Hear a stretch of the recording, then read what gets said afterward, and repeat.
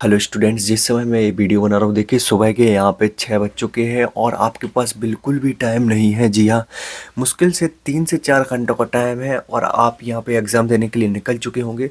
और अभी सुबह सुबह ये क्वेश्चन पेपर लीक हुआ है। जी हाँ, पूरा का पूरा क्वेश्चन पेपर मैं आपको दिखा देता हूँ, देख लीजिए। अभी अभी सुबह सुबह ये क्वेश्चन पेपर आया हुआ है।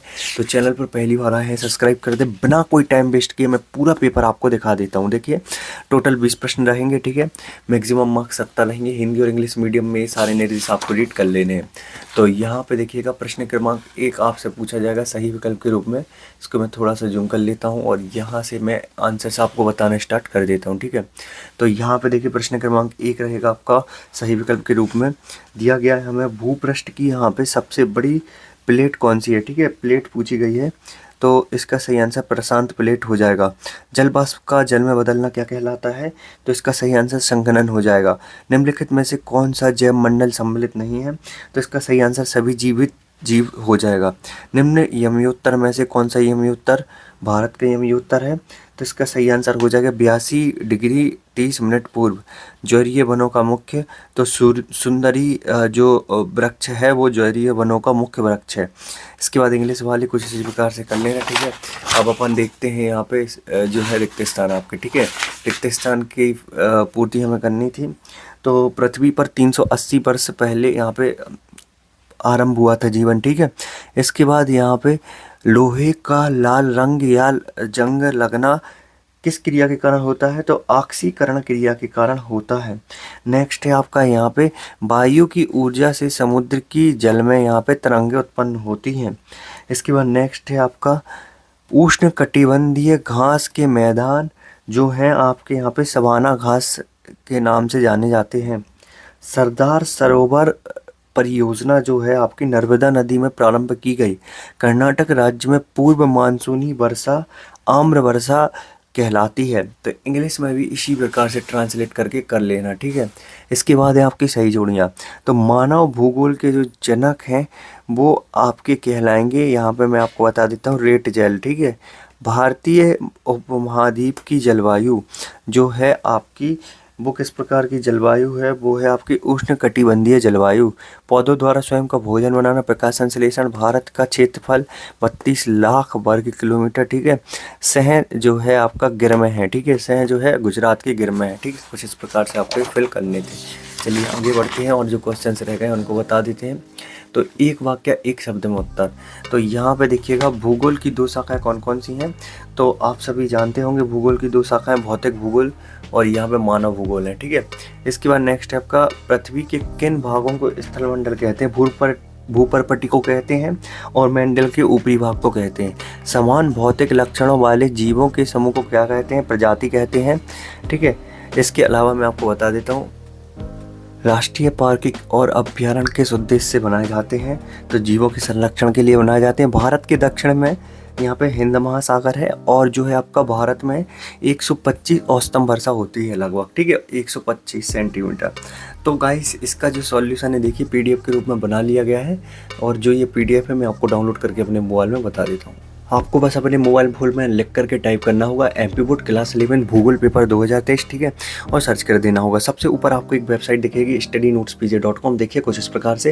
इस पर आपको क्लिक कर देना होगा। इस पर क्लिक करने के बाद आप जैसे ही नीचे आएंगे तो यहाँ पे देखिएगा, थोड़ा सा आपको स्क्रॉल करना है, पूरा पेपर दिख जाएगा आपको। और सॉल्यूशन चाहिए तो यहाँ पे देखिए, क्योंकि टाइम कम है इसलिए मैं दोनों चीज़ आपको प्रोवाइड करा रहा हूँ। तो यहाँ से आप सॉल्यूशन डाउनलोड कर लेना, ठीक है। 15 सेकेंड में आपको सॉल्यूशन मिल जाएगा। तो ध्यानपूर्वक कर लेना और किसी भी एक ऐड पे करना बहुत ज़रूरी होता है क्लिक। अगर आप ऐड पे क्लिक नहीं करेंगे तो आपको सॉल्यूशन नहीं मिलेगा, ठीक है। ये देखो 3 2 1 और यहाँ से सॉल्यूशन डायरेक्टली आपका यहाँ पे डाउनलोड हो जाएगा। मैं ऑलरेडी ऐड पे क्लिक कर चुका हूँ इसलिए ये सॉल्यूशन डाउनलोड हुआ है। अगर ऐड पे क्लिक नहीं करेंगे आप तो सॉल्यूशन नहीं मिलेगा, ठीक है। अपन आगे बढ़ते हैं और जो क्वेश्चन आपसे पूछे गए हैं उनके आंसर जो क्वेश्चन आपसे पूछे गए हैं उनको बता देते हैं आपको।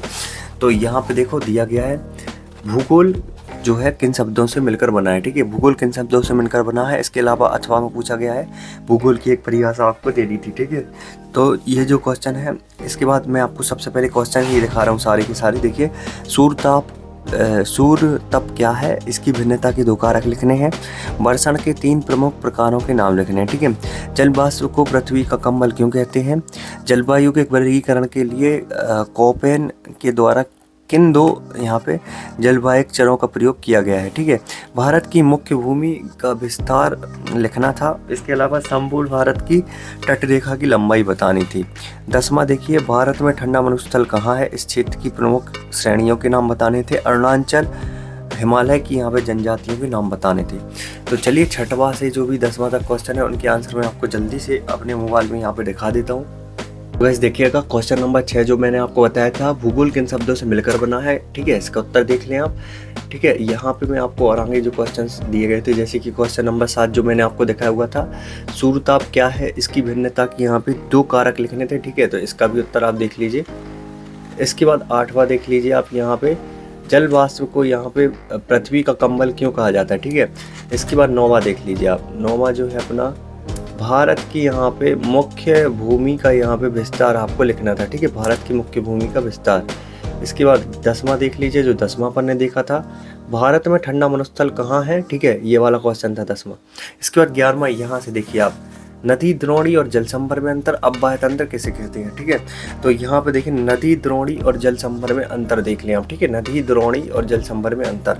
12वां देख लें, मानसून शब्द से क्या तात्पर्य है। ठीक है, तो मानसून शब्द से क्या तात्पर्य है, इसका उत्तर आप देख सकते हैं यहाँ पे, मानसून शब्द से क्या तात्पर्य है। इसके बाद 13वां देख लें, कार्तिक मास की ऊष्मा से क्या आशा है। ठीक है, कार्तिक मास की ऊष्मा से क्या आशा है, इसका उत्तर आप देख लीजिए। देखिएगा कुछ इस प्रकार से करना था आपको, कार्तिक मास की ऊष्मा से क्या तात्पर्य है। ठीक है, इसके बाद देखिएगा नेक्स्ट आपका वर्षा के प्रकार आपको बताने थे। ठीक है, तो वर्षा के प्रकार मुख्यतः यहाँ पे देख लीजिए आप, 2 प्रकार की वर्षा होती है। ठीक है, सघनीय वर्षा और यहाँ पे पर्वतीय वर्षा, तो दोनों प्रकार आपको दिखा दिए गए हैं। इसके बाद देखिएगा यहाँ पे बाघर और खागर में अंतर, 15वां। ठीक है, तो बाघर और खागर में अंतर आप जल्दी से 15वें का उत्तर नोट कर लें। ठीक है, इसके बाद आगे देखेंगे हम जो क्वेश्चंस दिए गए हैं, जैसे कि आपका दिया गया है तरंगों और धाराओं में अंतर। ठीक है, तरंगों और धाराओं में अंतर स्पष्ट करना था, और यहाँ पे है महाद्वीपीय तथा यहाँ पे ढाल में अंतर स्पष्ट करना था। तो यहाँ पे देखिए जो है ये क्वेश्चन आपको स्वयं से ढूंढना है, और कितने विद्यार्थी ढूंढे हुए हैं ये जरूर बताना। ठीक है, इसको मैं सही से कर लेता हूँ, कितने विद्यार्थी इस क्वेश्चन को ढूंढे हुए हैं उनको बताना है। ठीक है, जो आपका यहाँ पे 7वां क्वेश्चन है, भारत की प्रायद्वीप पठार का आर्थिक महत्व बताना है, और डेल्टा तथा यहाँ पे जो है, तो यहाँ पे जो भारत वाला है ना, भारत के पठार का आर्थिक महत्व देख लीजिए। भारत के पठार का आर्थिक महत्व कुछ इस प्रकार से यहाँ पे महत्व है, 5 पॉइंट, और ये 7 पॉइंट आपको लिखने होंगे। ठीक है, इसके बाद नेक्स्ट है आपका 18वां देखिएगा, भूकंपीय तरंगों के संचारण का उन चट्टानों पर क्या प्रभाव है और ये कैसे होकर गुजरती हैं। ठीक है, भूकंपीय तरंगों वाला, तो इसका देख लीजिए, भूकंपीय तरंगों वाले क्वेश्चन का आंसर कुछ इस प्रकार से आपको करना था। ठीक है, यहाँ पे देख लीजिए पूरा का पूरा आंसर आपका यहाँ पे महाद्वीप वाला, अंतर वाला ही किया हुआ है। ठीक है, अंतर वाला है। ठीक है, तो 18वें का अथवा है, अंतर भी आप देख सकते हैं। ठीक है, अंतर कुछ इस प्रकार से आपको करना था। इसके बाद 19वां देखिए, मृदा निर्माण वाला। ठीक है, मृदा निर्माण वाला जो क्वेश्चन है, और अथवा में देखेंगे हम हिम्मत से संबंधित स्थल रूप स्वरूप का वर्णन। तो 19वें का अथवा देख लीजिए, हिम्मत से संबंधित स्थल स्वरूप का वर्णन कुछ इस प्रकार से आपको करना था। ठीक है, तो ये पूरा का पूरा वर्णन मैं आपको दिखा देता हूँ, थोड़ा सा लंबा क्वेश्चन है तो आपको इसको पूरा देख लेना होगा। ठीक है, इसके बाद लास्ट आपका 20वां दिया गया मानचित्र, तो ये मानचित्र आप स्वयं से बनाइएगा। ठीक है, देख लीजिए कुछ इस प्रकार से मानचित्र आपको बनाना था। सो ये मानचित्र जो है आपको स्वयं से बनाना है।